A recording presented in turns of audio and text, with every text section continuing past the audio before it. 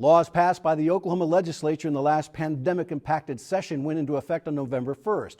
To discuss those and Tuesday's election, here's eCapitol News Director Shawn Ashley. Shawn, only about 60 new laws this year, which is a lot fewer than normal, but some interesting ones, including a change in court proceedings, probably as a result of the pandemic. Yeah, I think in part, and then just to help expedite things in the courtroom, House Bill 3756 allows district courts to utilize video conferencing in all proceedings for civil and criminal matters, except for actual trials.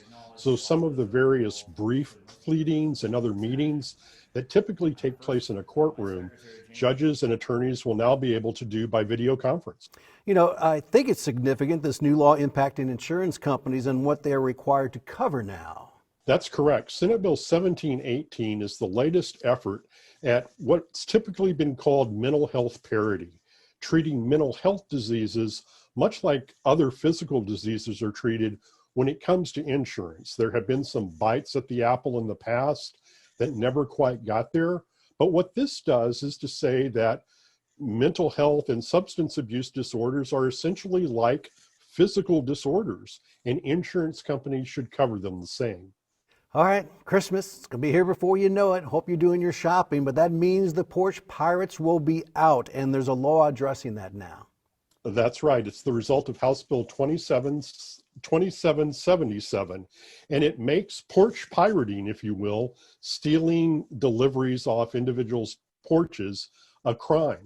The first two incidents within a 60-day period are considered misdemeanors, but on any third or subsequent offense within a 60-day period, that is considered a felony, and individuals could face up to 2 years in jail and a $5,000 fine.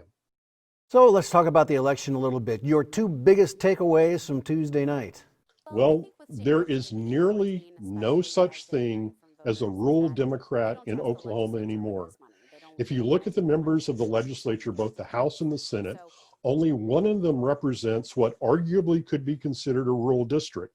That's Representative Trish Ranson up in House District 34, which is really Stillwater.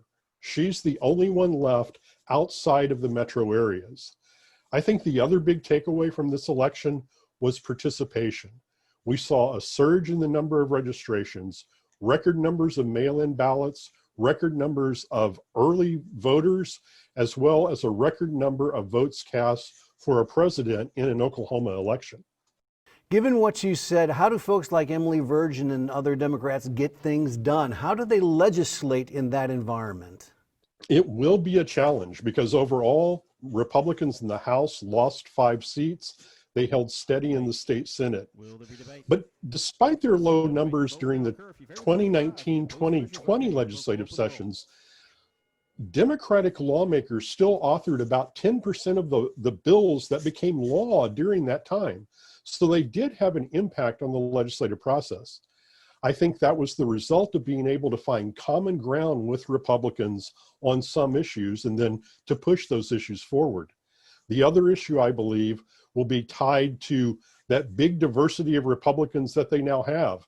There will be splits in that group where Democrats can swoop in and help Republicans pass legislation that, again, have common purposes.